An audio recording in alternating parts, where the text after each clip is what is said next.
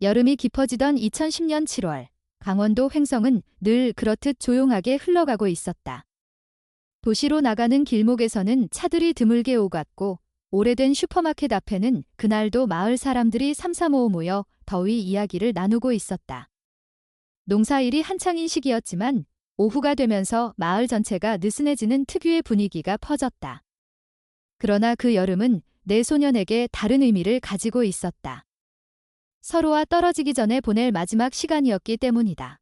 김준석은 13살로 4명 중 가장 나이가 많았다. 부모가 서울로 이사를 준비하면서 준석 역시 곧 횡성을 떠나야 했다. 그는 마을에서 오래 자란 만큼 정든 친구들과 헤어져야 한다는 사실이 실감나지 않았지만 날짜는 점점 다가오고 있었다. 이도현은 12살로 말이 적었지만 생각이 깊고 차분한 성격 덕분에 친구들 사이에서 중심을 잘 잡아주는 편이었다. 그는 준석을 형처럼 따랐고 준석의 이사가 자신들의 관계에 어떤 변화를 가져올지 걱정하고 있었다. 박민재는 4명 중 가장 온화한 성품을 지닌 아이였다. 집안에서 제주도로 이주할 계획을 세우며 준비가 한창이었고 가족들이 새로운 삶을 기대하고 있다는 사실을 잘 알고 있었다. 하지만 마음 한쪽에서는 이곳에서 함께한 시간들이 너무 소중해 쉽게 떠날 수 없다는 생각이 깊어지고 있었다.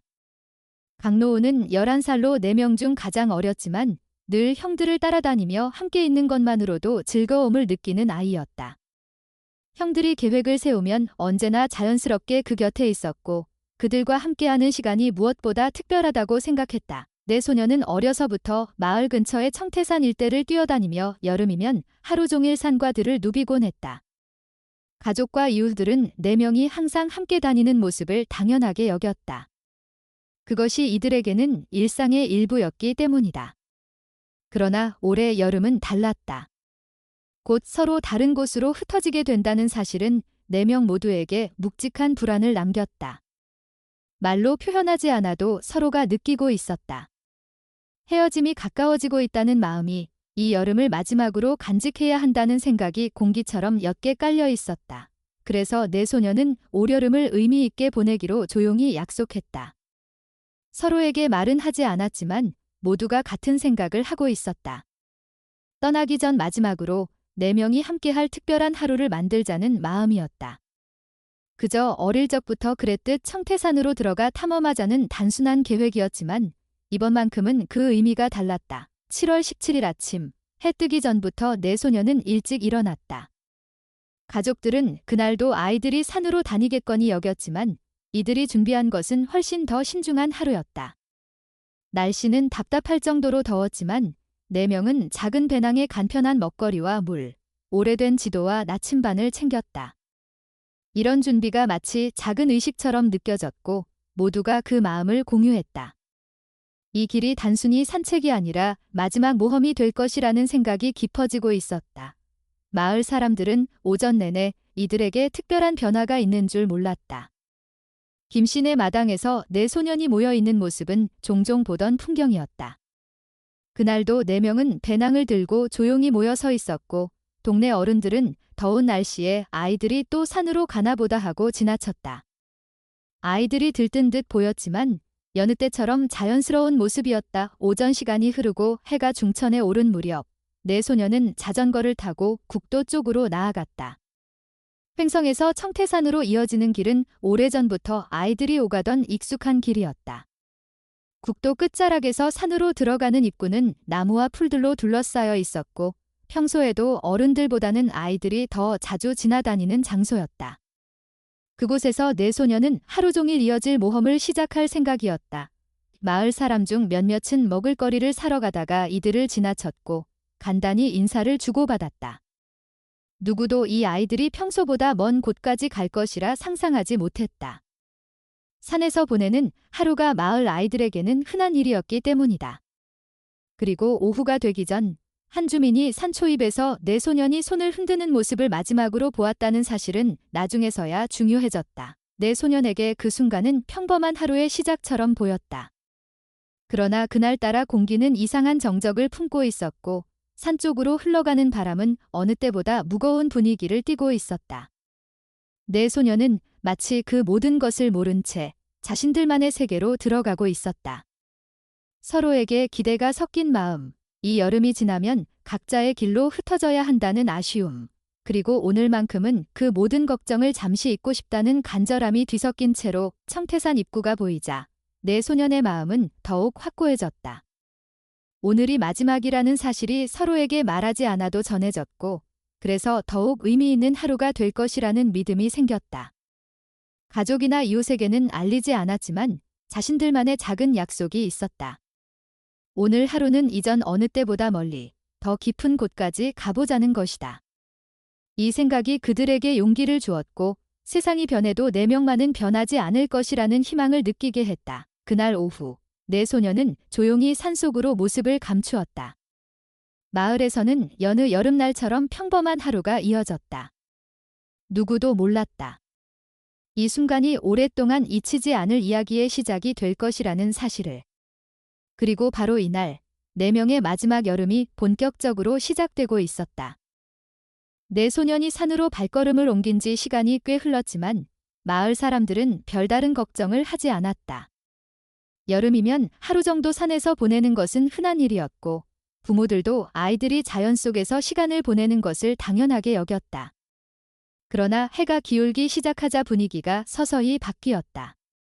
아이들이 점심 이후로 돌아오지 않았고 연락할 방법도 없었다. 산에 들어간 뒤 휴대전화가 터지지 않는 지역이 많다는 사실은 모두 알고 있었지만 저녁 식사 시간이 가까워질수록 걱정이 커졌다. 김준석의 어머니는 처음에는 늦게까지 놀다가 오겠거니 생각했다. 그러나 저녁 준비를 마친 후에도 아이가 돌아오지 않자 마음 한구석이 불안해졌다. 집 앞에 나와 길을 내다보다가 이웃들과 마주쳤고 그제야 다른 새 아이도 돌아오지 않았다는 사실을 알게 되었다. 이도현의 아버지는 처음엔 대수롭지 않게 여겼지만 도현이 평소 돌발적인 행동을 하지 않는 아이였다는 점을 떠올리며 점점 긴장감이 올라왔다. 박민재의 가족 역시 아이가 시간을 잊고 놀고 있을 거라 생각했지만 해가 완전히 지기 전에 집으로 들어오는 것이 원칙이었기 때문에 걱정이 커질 수밖에 없었다.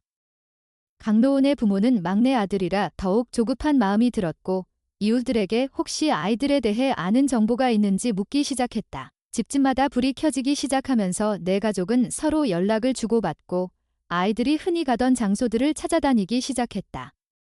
동네 어른들은 편의점, 놀이터, 슈퍼마켓을 돌아다녔고 몇몇은 예전부터 아이들이 숨바꼭질을 하던 곳들이나 소규모 야영지들을 직접 둘러보았다. 하지만 아이들의 흔적은 어디에서도 발견되지 않았다. 해가 완전히 내려간 후 가족들은 더 이상 기다릴 수 없었다. 결국 경찰에 신고가 접수되었다. 횡성경찰서는 아이들이 단체로 사라졌다는 말을 듣자 바로 출동 준비에 들어갔다. 여름철에는 실종 사건이 흔하지는 않았지만 산과 가까운 지역 특성상 일정한 매뉴얼이 갖춰져 있었다. 경찰들은 우선 아이들의 이동 경로를 파악하기 위해 마을 사람들을 만나며 정보를 모았다. 마지막으로 이들을 본 사람은 산 입구에서 손을 흔들고 있었다는 주민이었다. 주민은 4명이 함께 있었고 특별히 이상한 점은 없었다고 했다. 그 말은 즉 아이들이 자발적으로 산 안 깊은 곳까지 들어갔을 가능성이 높다는 뜻이기도 했다. 경찰은 즉시 청태산 입구로 향했고 가족들과 이웃 일부가 그들을 따라갔다. 입구에서부터 아이들의 이름을 부르며 주변을 수색했지만 대답은 돌아오지 않았다. 강원도의 산에서는 밤이 되면 이동이 어려워진다는 점을 잘 알고 있었기에 경찰은 일단 능선 근처의 안전지대를 중심으로 탐색을 시작했다. 그러나 시간은 계속 흘렀고 아무런 반응이 없었다. 가족들은 초조함을 감출 수 없었다. 경찰은 더 많은 지원이 필요하다고 판단해 새벽부터 본격적인 수색을 시작하기로 결정했다. 산 전체가 넓고 복잡한 구조를 가지고 있어 한밤중에는 무리한 이동이 위험했다. 그날 밤, 횡성의 여러 집에서는 불이 꺼지지 않았다. 부모들은 잠을 이루지 못했고 혹시나 하는 마음으로 다시 산 입구로 향하는 사람도 있었다. 위기 상황에 경험이 있는 이웃들은 가족들을 위로하며 함께 밤을 지새웠다. 새벽이 밝자마자 경찰은 구조대와 함께 드론 장비, 수색견을 포함한 정식 탐색을 시작했다. 횡성뿐만 아니라 원주와 춘천에서도 인력이 도착했다. 산 입구에서 회의를 하고 라인 수색 구역을 나누는 등 절차가 빠르게 진행되었다. 아이들이 사라진 지 이미 시간이 꽤 지났다는 점에서 초반 수색이 무엇보다 중요하다는 판단이 있었다. 산 초입의 작은 샛길과 계곡 주변에서는 내 아이의 흔적이 발견되기를 바라는 마음으로 세심한 탐색이 이어졌다. 결국 초입 근처에서 어린이용 미니 과자 봉지가 발견되었고 구조대는 이 지점을 기준으로 동선을 추적하기 시작했다. 그러나 그 흔적은 그리 오래되지 않은 것으로 보였고 네 소년 모두가 함께 있었다는 증거도 되지 못했다. 오전 시간이 흐르면서 구조대는 더 넓은 지역을 조사했다. 경찰은 일부 지역에서 미세한 발자국이 겹쳐진 형태를 발견했으나 밤사이 내린 짧은 비와 사람들의 이동으로 인해 확실한 판단을 내리기 어려웠다. 그럼에도 불구하고 발자국은 한 가지 중요한 사실을 암시하고 있었다. 아이들이 조금 더 깊은 쪽으로 이동했을 가능성이 있다는 점이었다. 점심 무렵 구조대는 초입을 지나 더 안쪽으로 진입했다. 예상보다 넓은 구역을 확인해야 했고 각 구역마다 자연적으로 가려진 지점이나 위험 요소가 많았다. 수색견들은 일정 지점에서 잠시 반응하는 모습을 보였지만 곧 다른 냄새와 뒤섞여 확실하지 않다는 결론이 내려졌다. 그 시간 동안 가족들은 현장에서 초조하게 결과를 기다리고 있었다. 구조대에서 누군가 내려오기만 하면 혹시 좋은 소식이 있나 귀를 기울였지만 대부분은 상황을 공유하거나 다음 단계 준비를 위한 내용뿐이었다. 오후로 넘어가면서 구조대는 초입 주변에서 더 이상 새로운 흔적이 나오지 않자 수색 범위를 넓히기로 결정했다. 특히 청태산 남쪽 사면은 그동안 접근하기 어려운 곳으로 알려져 있었고 아이들이 실수로 그쪽으로 이동했을 가능성이 제기되었다. 경찰은 드론을 띄워 상공에서 지형을 확인했지만 수피지터 내부까지 파악하기 어려웠다. 해가 다시 기울기 시작하자 가족들의 표정은 어둡게 내려앉았다. 하루가 지났지만 아이들의 위치는 여전히 확인되지 않았다. 많은 주민과 자원봉사자들이 현장으로 모여들었고 사람들은 각자 알고 있는 산길과 지형에 대해 의견을 전했다. 결국 경찰은 수색을 계속 이어가기로 하며 가족들에게 두 가지 사실을 전했다. 아직 포기할 단계가 아니며 다음 날 새벽부터는 더 많은 지원 인력이 투입될 예정이라는 점이었다. 하지만 가족들은 그 말을 듣고도 마음을 다잡기 어려웠다. 그날 밤 횡성에서는 기도 모임과 자원봉사 신청이 이어졌다. 마을 전체가 긴장 속에 묶여 있었고 모두가 같은 바람을 품고 있었다. 4명의 소년이 안전하게 돌아오기를, 이 여름이 슬픈 이야기로 남지 않기를 간절히 바라며 긴 밤이 이어지고 있었다. 새벽 공기가 아직 차가운 시간, 구조대와 경찰은 다시 청태산 입구에 모였다. 전날보다 더 많은 인원이 참여했고 원주와 춘천에서 온 전문 장비들이 도착해 수색이 확장될 준비가 끝났다. 모두의 표정에는 긴장감이 가득했고 시간을 허투루 쓸 여유는 없었다. 아이들이 실종된 지 하루가 훌쩍 지나 있었기 때문이다. 회의는 빠르게 진행되었다. 경찰은 전날 확보한 발자국 정보와 주민 증언을 종합해 수색 범위를 3구역으로 나누었다. 초입 주변은 이미 충분히 확인되었지만 아이들이 더 깊은 방향으로 이동했을 가능성이 높다고 판단되었다. 특히 남쪽 사면은 사람들의 발길이 드문 곳으로 알려져 있어 조심스러운 접근이 필요했다. 구조대원들은 서로의 장비와 통신기를 점검하면서 준비를 마쳤다. 수색견팀은 잠시 휴식을 취한 뒤 다시 투입되었으며 드론 운영팀은 전날보다 더 넓은 지역을 공중에서 감시하기 시작했다. 드론 카메라 화면을 통해 지형이 실시간으로 공유되었지만 아이들의 모습이나 흔적은 쉽게 드러나지 않았다. 오전이 되자 수색 작업은 본격적으로 속도를 올렸다. 경찰과 구조대원들은 산의 여러 지점을 동시에 훑으며 아이들이 지나갔을 가능성이 있는 경로를 확인해 나갔다. 작은 흔적도 놓치지 않기 위해 사람들은 서로 연락을 주고받으며 한 걸음씩 신중하게 나아갔다. 드론은 높은 곳에서 반복적으로 상공 촬영을 이어갔다. 화면을 들여다보던 경찰은 나무들 사이에서 작은 틈이나 변형된 지점을 찾아내려고 했지만 높은 위치에서 보는 시야로는 한계가 분명했다. 구조대는 이에 따라 직접 지상에서 접근하는 방식을 병행했다. 한편 가족들은 산 입구에서 상황을 지켜보고 있었다. 경찰은 가족들이 직접 수색 지역으로 들어오지 않도록 설득하며 안전을 우선으로 말했다. 가족들은 구조대를 전적으로 믿겠다는 마음으로 기다렸지만 초조함은 쉽게 가라앉지 않았다. 시간은 계속 흐르고 있었고 아이들이 어디에 있는지조차 확인되지 않은 현실이 더욱 힘겨웠다. 정오 무렵 구조대 중 한 팀에서 조용한 무전이 올라왔다. 아이들 것으로 보이는 작은 흔적이 발견됐다는 내용이었다. 사람들은 일제히 무전에 귀를 기울였다. 해당 지점은 초입에서 한참 떨어진 곳으로 일반적으로 아이들이 가는 길이라기보다 조금 더 복잡한 방향에 위치해 있었다. 이 말은즉 원래 계획했던 길에서 벗어났을 가능성을 의미했다. 구조대는 그 지점을 중심으로 다시 원형 수색을 진행했다. 흔적은 오래된 것처럼 보였지만 누군가 최근에 지나간 느낌이 남아 있었다. 구조대원들은 이 지점을 지나간 것이 정말 내 소년인지 확인하려고 여러 가능성을 점검했다.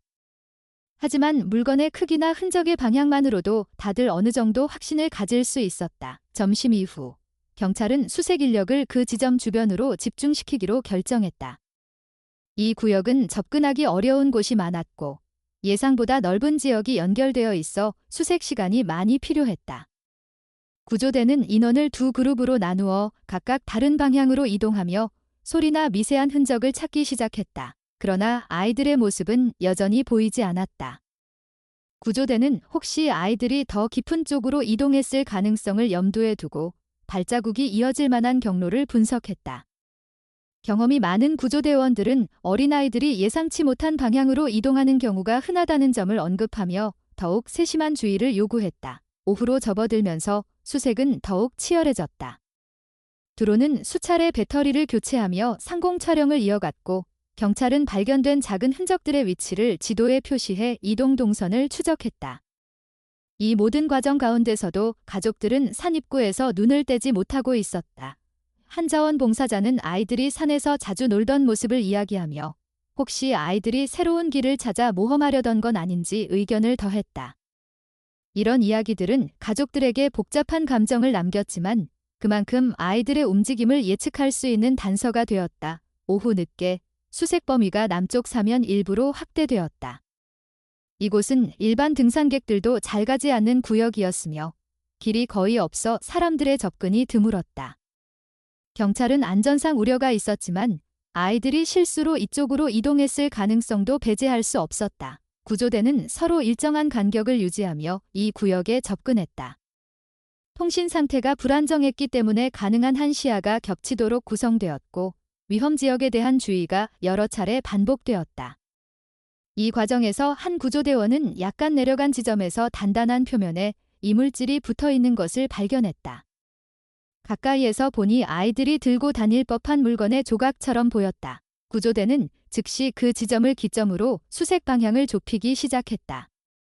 아이들이 더 깊은 곳으로 이동했을 가능성이 확실히 제기되었기 때문이다. 추가 흔적이 발견되지는 않았지만 지금까지의 모든 단서가 남쪽 사면으로 향하고 있다는 점이 중요했다. 해가 기우는 시간이 다가오자 경찰은 다시 한번 상황을 점검했다. 구조대는 그날 수색이 끝나기 전에 가능한 한 남쪽 사면을 많이 확인하기 위해 움직임을 빠르게 이어갔다. 그러나 시간은 한정되어 있었고 밤이 되면 수색이 다시 어려워질 것이 분명했다. 결국 일몰 직전 경찰은 수색을 일시 중단하고 다음 날 새벽부터 남쪽 사면 중심으로 대대적인 수색을 펼치기로 결정했다.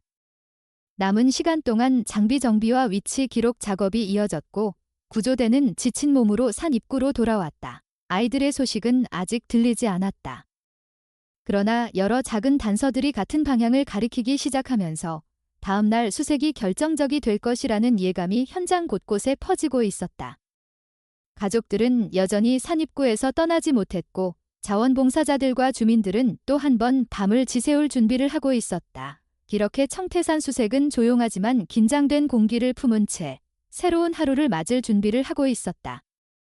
시간은 멈추지 않고 흘러갔다. 2010년 여름은 강원도 횡성 사람들에게 지울 수 없는 상처를 남겼고 네 소년의 가족들은 각자의 방식으로 그 해를 기억했다.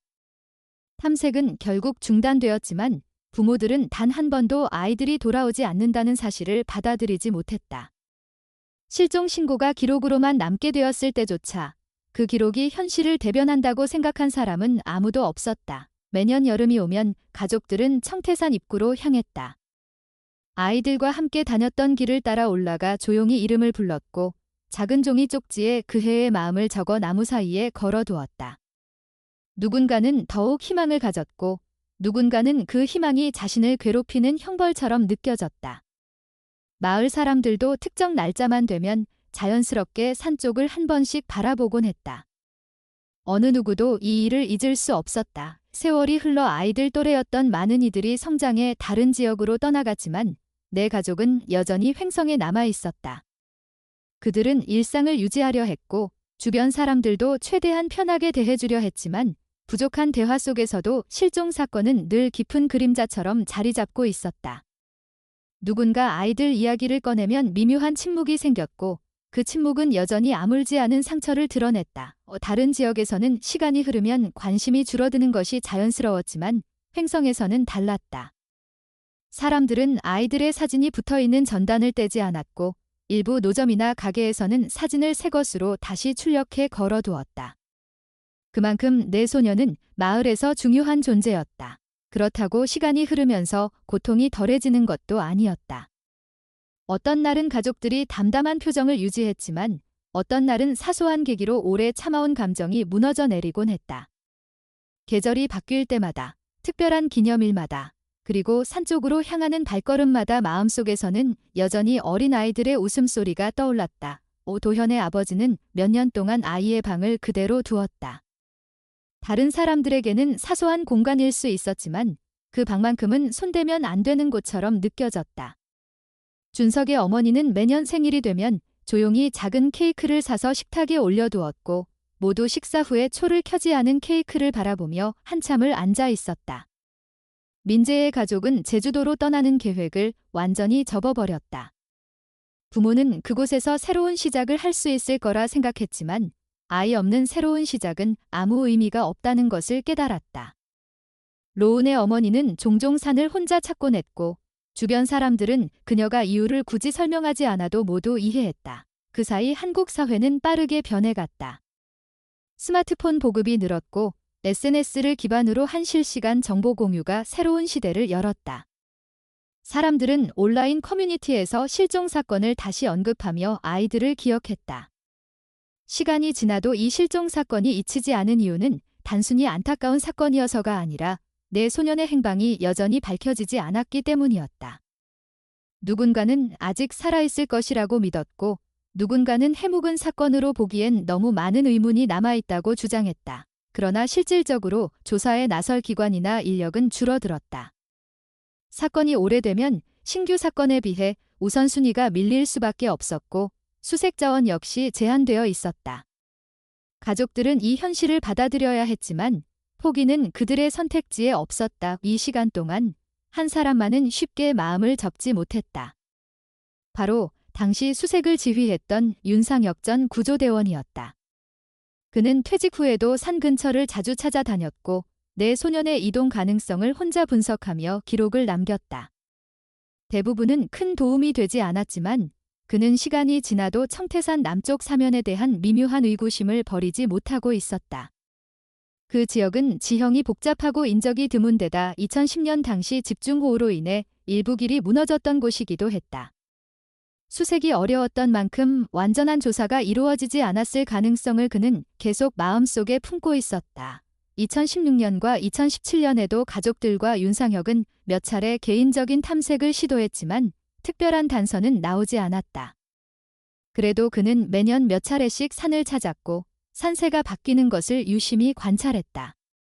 그 과정에서 지형이 조금씩 변하고 있다는 사실을 깨달았고 시간이 흐르면 무너진 흙이 내려앉아 새로운 단서가 드러날 수도 있다고 생각했다. 그러는 동안 사회는 새로운 기술 발전으로 더 많은 정보를 기록하고 남길 수 있게 되었다.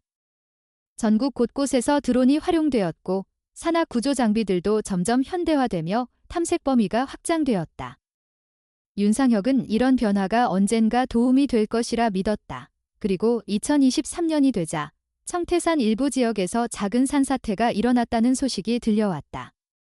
마을 사람들에게는 일상적인 자연 현상처럼 보였지만 윤상혁은 혹시나 하는 마음에 즉시 현장을 확인하러 갔다. 몇 년 전부터 마음속에 남아있던 남쪽 사면이 영향을 받았다는 이야기를 들었기 때문이다. 그러나 그날은 위험 지역 접근이 통제되어 내부까지 들어갈 수는 없었다. 다만 그는 산사태가 조금만 더 진행된다면 새로운 지형이 드러날 수도 있다는 감각을 놓치지 않았다. 그해 여름이 지나갈 무렵 사람들은 여전히 내 소년의 실종 사건을 기억했다. 오래된 사건이었지만 잊힌 흔적처럼 사라지지 않았다. 매년 지역 신문이나 방송에서는 간단한 기사라도 다루었고 마을 학교에서는 학생들이 추모 활동을 이어갔다. 시간은 2024년을 향해 가고 있었다. 14해가 넘도록 아무런 소식이 없었지만 기적처럼 작은 변화의 조짐이 조금씩 나타나고 있었다. 누구도 알지 못했지만 산은 오랜 시간 숨겨두었던 무언가를 천천히 드러낼 준비를 하고 있었다. 2024년 여름, 강원도 횡성은 평소와 다르지 않은 날들을 보내고 있었다. 사람들은 각자의 일상 속에서 반복적인 하루를 보냈고 오래된 실종 사건은 여전히 마음 한쪽에 남아있으면서도 겉으로는 조용히 가라앉아 있었다. 그러나 그해 8월 말 예상치 못한 일이 벌어졌다. 한 등산객이 청태산 남쪽 사면을 따라 개인 산행을 하던 중 흙이 일부 무너져 내려간 자리를 지나게 되었다. 그는 지나치는 과정에서 작은 반짝임을 발견했고 자세히 들여다보자 낡은 금속통 같은 것이 드러났다. 손으로 흙을 조금 털어내자 금속통 윗부분에 오래된 긁힌 자국과 함께 희미한 글자가 보였다. 등산객은 순간 이것이 일반적인 쓰레기가 아니라는 느낌을 받았다. 이 지역은 오래전부터 접근이 쉽지 않았고 사람의 손이 닿기 어려웠기 때문이었다. 그는 조심스럽게 금속통을 꺼내 마을로 내려가 곧장 경찰에 신고했다. 신고가 접수되자 횡성경찰서는 즉시 사건을 재검토하기 시작했다. 초기 대응 단계에서 단순한 유실물일 수도 있다는 의견이 있었지만 금속통 내부에서 젖은 종이들과 낡은 천조각 같은 것들이 발견되었다는 보고가 올라오자 분위기가 바뀌었다.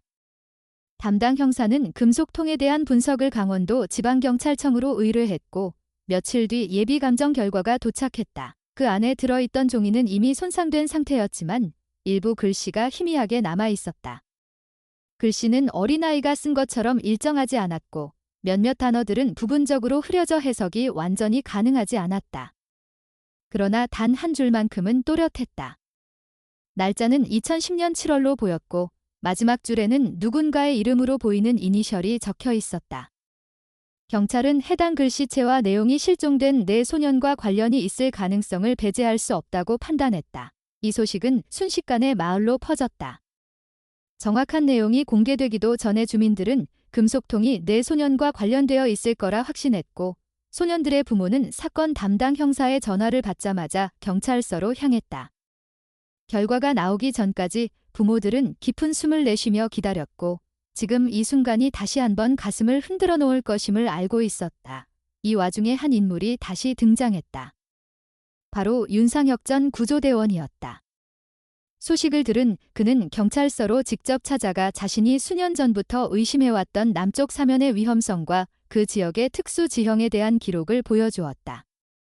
경찰은 그의 자료를 검토한 뒤 금속통이 발견된 장소가 그의 오랜 의문과 정확히 맞물린다는 사실을 확인했다. 경찰은 즉시 정식 수색 허가를 요청했고 몇 년 동안 접근이 어려웠던 남쪽 사면 일대에 대한 본격적인 조사 준비가 시작되었다.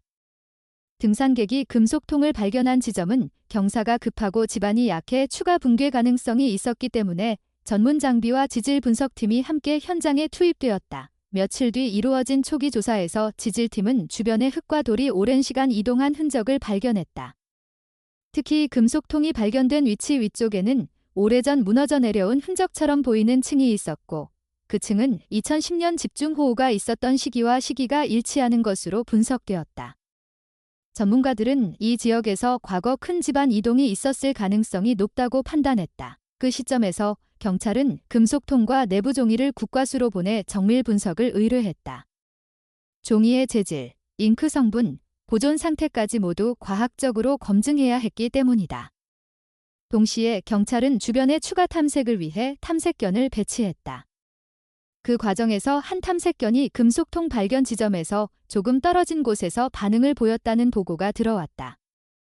이는 경찰을 긴장하게 만들었다.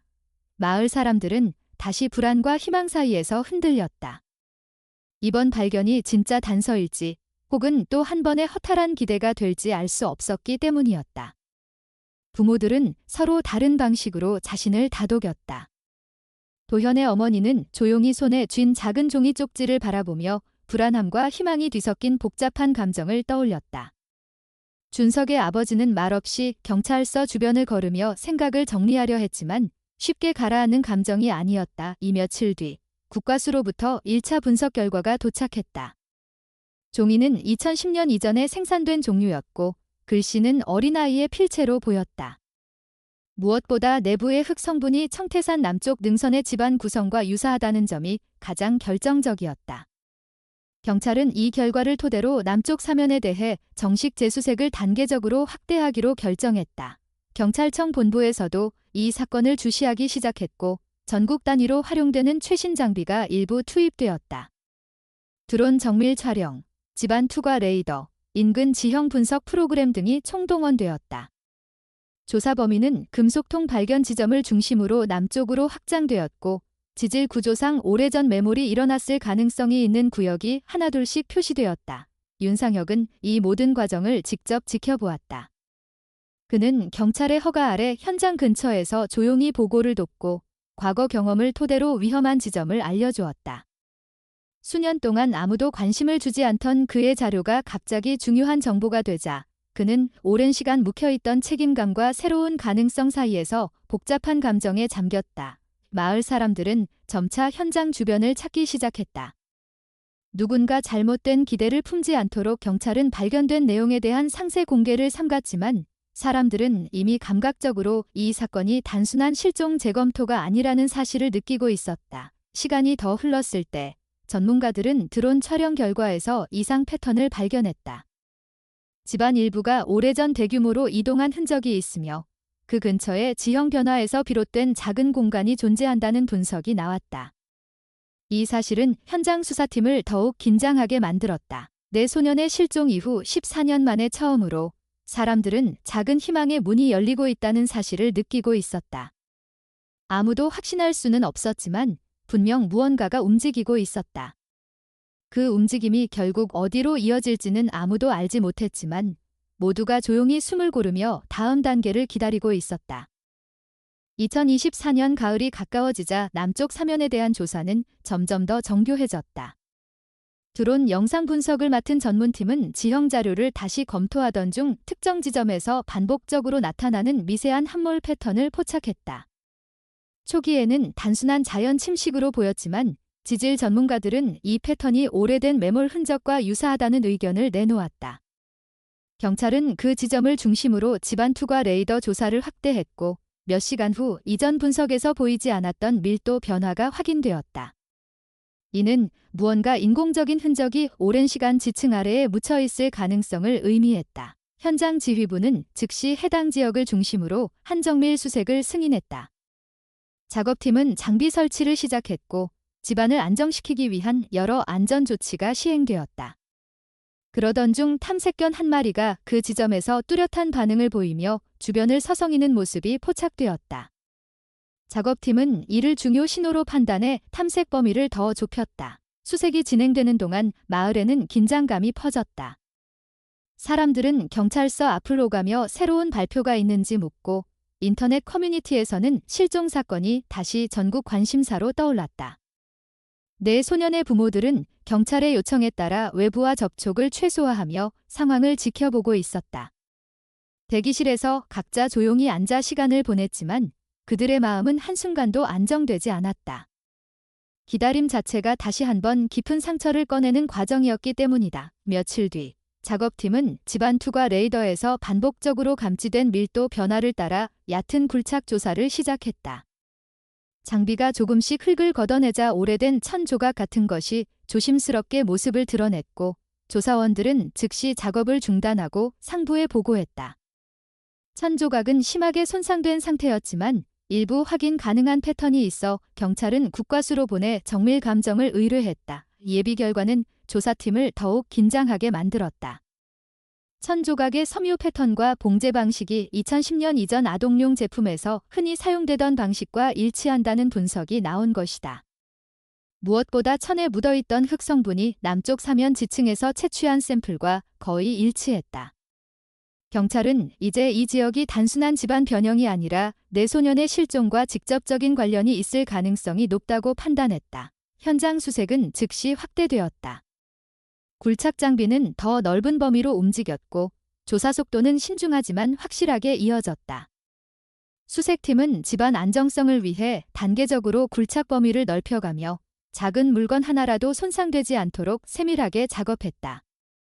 작업이 이어지던 어느 날 오후, 조사원 한 명이 흙을 제거하던 중 갑자기 손을 멈추고 상부 지휘부를 호출했다. 흙 속에서 금속으로 된 작은 고리가 모습을 드러냈기 때문이다. 고리는 반쯤 변형되어 있었지만 아동용 배낭에서 흔히 보이는 형태와 유사했다. 경찰은 고리 주변의 흙을 조금 더 제거해 검증 가능한 증거인지 확인했고 그 결과 금속 고리가 붙어 있었던 것으로 보이는 물체의 잔해 일부가 추가로 발견되었다. 국과수의 정밀 감정에서 고리는 2010년 이전 국내에서 판매된 아동용 배낭 부품과 동일한 구조를 가지고 있었다. 이 분석은 수색의 방향을 완전히 바꾸어 놓았다. 조사를 지켜보던 윤상혁은 경찰의 요청을 받아 다시 한번 의견을 전달했다. 그는 당시 실종 전후로 남쪽 사면 일대에서 집안이 불안정했다는 기억을 상세히 설명했고 실제로 2010년 장마 기간 동안 이 지역에 집중호우가 내려 지형이 크게 변했다는 기록도 다시 확인되었다. 그의 설명은 현장 전문가들의 판단과 맞물렸고 수색 범위는 더 아래쪽 능선까지 확대되었다. 그 과정에서 또 하나의 변화가 나타났다. 집안 투과 레이더가 주변 상당폭에서 연속적인 지층 단절을 감지한 것이다. 전문가들은 이것이 오래된 돌붕괴 흔적일 가능성이 높다고 결론지었다. 거대한 바위들이 몇 년간 서서히 이동하다가 최근 산사태로 일부 노출된 것으로 보였다. 내소년이 그 시기에 그곳에 있었다면 집안 이동에 그대로 휘말렸을 가능성이 높았다. 사건 지휘부는 이 정보를 근거로 중요한 판단을 내렸다. 남쪽 사면 능선 아래에 내소년이 마지막으로 머물렀던 흔적이 있을 것이라는 판단이었다. 실종 당시 지형과 현재 지형을 비교해본 결과도 이 가능성을 강화했다. 2010년에 실종 지역으로 추정되던 곳은 시간이 흐르며 완전히 다른 형태로 변해 있었고 과거 사진과 지도에서는 전혀 보이지 않던 매몰 지점이 새롭게 드러나기 시작했다. 경찰과 전문가들은 연속된 지층 단절지대를 중심으로 더 넓은 굴착 계획을 세우기 시작했다. 이 과정에서 여러 장비가 추가로 투입되었고 전국 구조대의 일부 인력이 순환 배치되었다. 조사가 장기전이 될 수 있다는 판단 아래 시스템도 재정비되었다. 마을 사람들은 하루하루 발표를 기다렸고 내소년의 가족들도 긴장의 끈을 놓지 못했다. 부모들은 많은 것을 상상하려 하지 않았고 그저 이번 조사에서 진실이 드러나기만을 바랐다. 희망과 두려움이 뒤섞인 긴 시간이 이어졌지만 누구도 자리를 떠나지 않았다. 그리고 어느 순간 모두가 오랫동안 기다려온 신호가 현장에서 올라오기 시작했다. 아직 정확한 것은 아니었지만 분명 지금까지와는 다른 무엇인가가 포착되고 있었다. 경찰은 가족들을 조심스럽게 불러 모으고 조사 상황을 단계적으로 설명했다. 내소년의 실종 이후 처음으로 진실이 손에 닿을 듯 가까워지고 있었다. 숨을 크게 들이쉬며 기다리던 사람들 사이에서 조용한 떨림이 번져갔다. 이제 다음 단계는 그 진실이 실제로 모습을 드러내는 순간이었다. 2024년 말이 다가오면서 수색팀은 남쪽 사면 지층에서 확인된 단절 패턴을 중심으로 작업을 이어갔다. 단층 라인이 일정 간격으로 끊겨 있는 모습은 오래전 대규모 토사 이동이 있었다는 사실을 암시했다. 전문가들은 이 지점에서 추가 단서를 찾을 가능성이 높다고 판단했고 굴착 범위가 다시 한번 넓혀졌다. 수색이 깊어질수록 지질 구조는 조금씩 형태를 드러냈고 그 과정에서 사람들의 기대와 불안도 함께 커졌다. 며칠째 이어진 정밀 굴착 작업 중 조사원 한 명이 토양 속에서 작은 물체를 발견했다. 오래된 플라스틱 조각으로 보였고 일부가 부서져 있었지만 형태가 남아 있었다.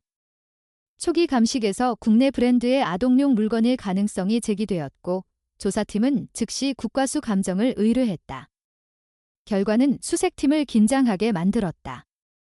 플라스틱 조각은 2010년 이전 아동용 소품에서 사용되던 소재와 동일했다. 이 발견은 작업의 방향을 확실하게 정했다.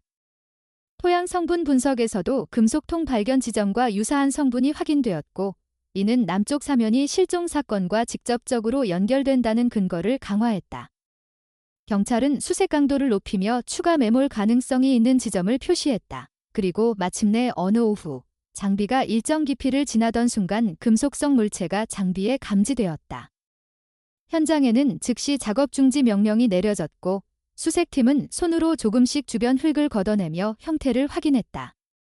노출된 금속은 심하게 변형되어 있었지만 출고 시기에 따라 2010년대 초에 판매된 아동용 제품 부속이라는 예비 분석이 나왔다.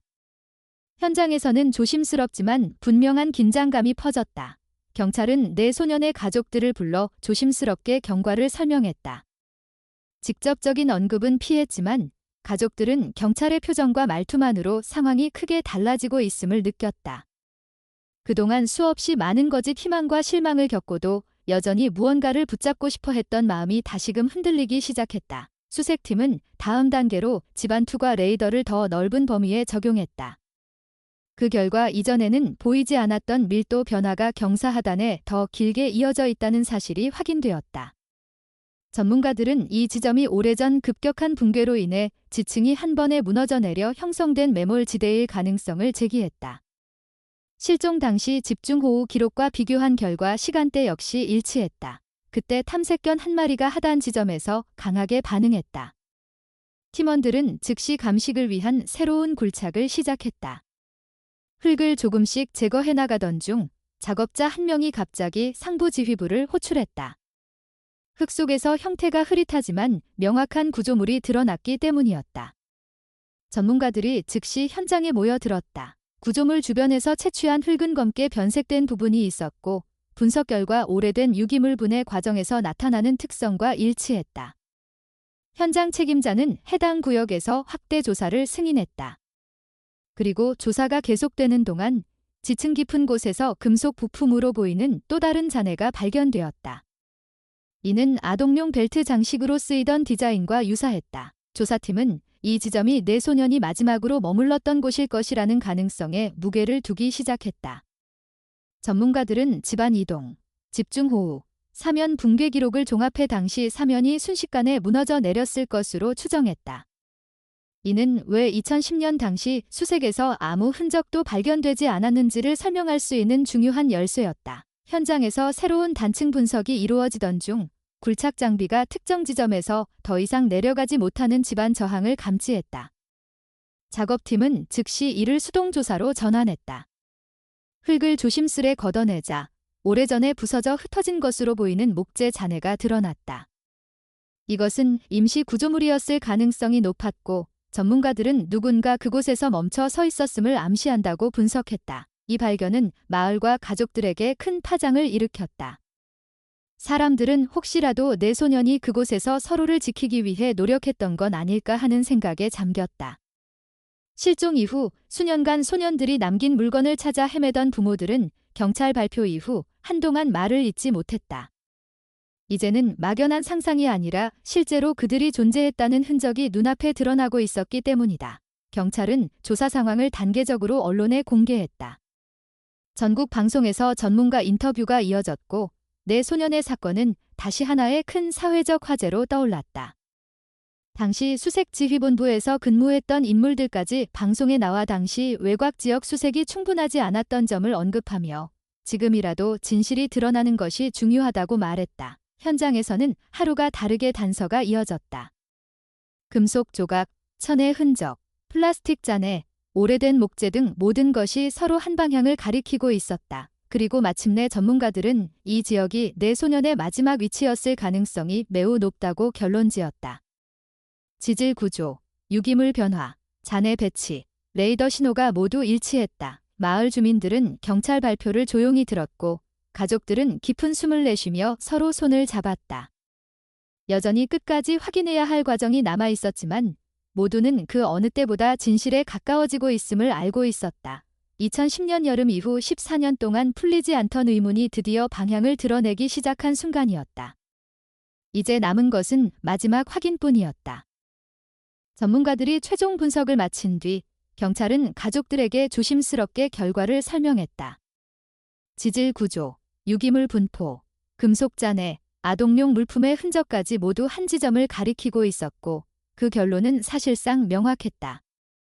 당시의 집안 붕괴가 내 소년을 움직일 수 없게 만든 채 깊은 층으로 밀어넣었고 그 이후 어떤 구조도 사실상 불가능했을 가능성이 높았다. 부모들은 경찰의 설명을 들으며 긴 침묵 속에서 서로 손을 맞잡았다. 오랜 시간 희망과 절망을 반복해온 마음이 복잡하게 흔들리면서도 마침내 오랜 의문이 단단한 형태로 닿아온 듯한 감각이 서서히 밀려왔다. 수색 현장에서 마지막 확인 작업이 이루어지자 경찰은 가족들에게 개별적으로 시간을 마련했다. 그들은 긴 세월 동안 가슴 깊숙한 곳에 묻어두었던 감정들을 조용히 꺼내놓았다. 어떤 부모는 아이가 늘 좋아하던 물건을 손에 쥔 채 한참 동안 말을 잇지 못했고 또 다른 부모는 아이가 마지막으로 남긴 행동들을 떠올리며 스스로를 다독였다. 서로 다른 방식으로 슬픔을 받아들이고 있었지만 내 가족 모두는 같은 진실 앞에 서 있었다. 아이들이 사라진 것이 누구의 잘못도 아닌 거대한 자연재해 때문이었다는 사실은 분명했지만 그렇다고 해서 14년의 고통이 완전히 사라지는 것은 아니었다. 다만 마음 한구석에서 묵직하게 얽혀있던 매듭이 조금씩 느슨해지는 것만은 분명했다. 경찰과 전문가들은 조사 종료를 발표하며 이번 사건을 통해 장기간 미제 실종 사건에 대한 지질 기반 분석이 왜 중요한지 공식적으로 언급했다. 사건이 전국적으로 다시 알려지자 많은 시민들이 온라인을 통해 가족들에게 위로의 메시지를 보냈다. 누군가는 오랫동안 잊힌 줄 알았던 사건이 이렇게 마무리되는 것이 다행이라 했고 누군가는 내 소년이 서로를 의지한 채 마지막 순간까지 함께 있었을 거라 믿고 싶다고 말했다. 내 가족은 조용히 장례 절차를 준비했다. 발견된 유품과 남아있는 잔해는 공식 절차에 따라 정리되었고 가족들은 서로 연락하며 아이들이 좋아했던 음악과 작은 물건들을 한데 모았다. 장례식은 외부 노출을 최소화한 채 치러졌고 참석한 사람들은 긴 고통을 겪어온 가족들을 조용히 안아주었다. 여러 해 동안 마음속에서 떠나보내지 못했던 감정들이 장례식 이후 서서히 다른 방향으로 움직이기 시작했다. 잃어버린 아이들은 이제 기억 속에서만 존재하게 되었지만 그 기억은 더 이상 미제로 남지 않아도 된다는 사실이 가족들에게 작은 위로가 되었다. 장례 이후 가족들은 사건 현장 인근에 작은 표식을 세웠다. 누군가는 마지막까지 희망을 버리지 않았던 시간들을 떠올리며 눈물을 흘렸고 또 누군가는 아이들이 서로를 지키며 버텼을 것이라는 믿음으로 마음을 다잡았다. 서로의 손을 잡고 서 있던 부모들은 아무 말 없이 고개를 숙였지만 그 침묵 속에는 깊은 감사와 애정, 그리고 오랜 시간이 지나도 변치 않는 사랑이 담겨 있었다. 사건이 공식적으로 마무리된 뒤 담당 경찰관들은 내 소년에 대한 기록을 정리하며 서로 조용히 말을 나눴다. 그들 역시 14년 동안 이 사건이 마음에 남아 있었고 마지막까지 진실을 밝힐 수 있었던 것이 스스로에게도 큰 의미라고 했다. 젊은 팀원들은 이번 경험을 통해 실종 수사에서 작은 단서 하나도 결코 무의미하지 않음을 깨달았고 베테랑들은 오랫동안 해결되지 않은 사건을 끝까지 포기하지 않는다는 것이 왜 중요한지를 다시 확인했다. 마을 주민 역시 이 사건을 통해 많은 생각을 나누었다. 실종 당시에는 일상에 바쁘다는 이유로 적극적인 참여를 하지 못했던 것을 후회하는 이들도 있었고 다시는 비슷한 일이 일어나지 않도록 지역 전체가 더 안전한 환경을 만들기 위해 움직여야 한다는 의견도 이어졌다. 주민회의에서는 학생들이 이동하는 길을 다시 점검하고 비나 눈으로 지형이 급변할 위험이 있는 지역을 표시하자는 제안들이 나왔다. 시간이 조금 지나자 내 가족은 서로에게 더 가까워졌다. 처음에는 슬픔으로만 이어져 있던 관계였지만 오랜 시간 서로의 아픔을 이해하며 지내다 보니 이제는 서로에게 마음 깊이 기대는 존재가 되어 있었다. 명절이나 기일이 다가오면 내 가족은 함께 모여 조용히 차를 올리고 아이들이 어린 시절에 보여줬던 따뜻한 모습들을 돌아보며 마음을 나누었다. 그리고 사건을 담당했던 한 경찰관이 가족들에게 마지막으로 남긴 말은 모두에게 깊이 남았다. 아이들이 마지막 순간에 서로를 의지했다는 흔적이 남아 있습니다. 혼자가 아니었다는 사실이 그나마 아이들에게도 그리고 우리 모두에게도 작은 위로가 되길 바랍니다. 부모들은 그 말을 오래도록 기억했다. 내 소년이 서로를 지켜주며 끝까지 함께 있었다는 믿음은 어쩌면 이 긴 여정의 마지막에서 가족들이 붙잡을 수 있는 가장 따뜻한 진실이었는지도 모른다. 이 사건은 시간이 흘러도 지역 사회와 사람들 마음속에 오래 남았다. 누군가는 아이들이 남긴 흔적을 보며 자신의 가족을 돌아보았고, 누군가는 잊힌 사건이라 해도 누군가에게는 여전히 삶의 중심이라는 사실을 새삼스럽게 깨달았다. 그리고 마지막에 내 가족은 조용히 같은 마음을 품게 되었다. 사랑하는 이를 잃은 슬픔은 사라지지 않지만 그 슬픔을 품고 서로를 지켜주며 살아가는 것이 남겨진 사람들의 몫이라는 것, 그 마음이야말로 오랜 세월 끝에 얻은 유일한 진실이자 앞으로의 삶을 버티게 해주는 힘이라는 것을. 오늘 이야기를 끝까지 함께 해주신 모든 분들께 진심으로 감사드립니다. 오랜 시간 마음속에 남아있던 아픔과 희망, 그리고 그 안에서 피어난 용기를 나누는 과정은 결코 가벼운 일이 아니었습니다. 그럼에도 불구하고 끝까지 귀 기울여 주신 여러분 덕분에 이 이야기는 더 많은 의미를 갖게 되었습니다. 오늘의 이야기가 우리에게 남긴 가장 큰 교훈은 시간이 아무리 흘러도 서로를 향한 마음과 기다림은 결코 헛되지 않는다는 점입니다. 함께 아픔을 나누고 서로를 지켜주는 힘이야말로 우리가 살아가는 이유가 되며 누군가의 삶을 다시 일으켜 세우는 작은 불씨가 될 수 있습니다. 이 이야기를 들으신 여러분의 마음에도 따뜻한 위로와 작은 용기가 스며들었기를 바랍니다. 혹시 오늘의 내용이 마음에 남았다면 아래에 소중한 의견을 남겨주시고 앞으로도 함께 해주시길 바란다면 좋아요와 구독을 눌러주시면 큰 힘이 됩니다. 여러분의 참여는 더 좋은 이야기와 깊은 메시지를 전하는 데 큰 응원이 됩니다. 오늘 함께 해주신 모든 분들께 다시 한번 깊은 감사의 마음을 전합니다. 앞으로도 여러분과 함께 의미 있는 시간을 쌓아가길 바랍니다.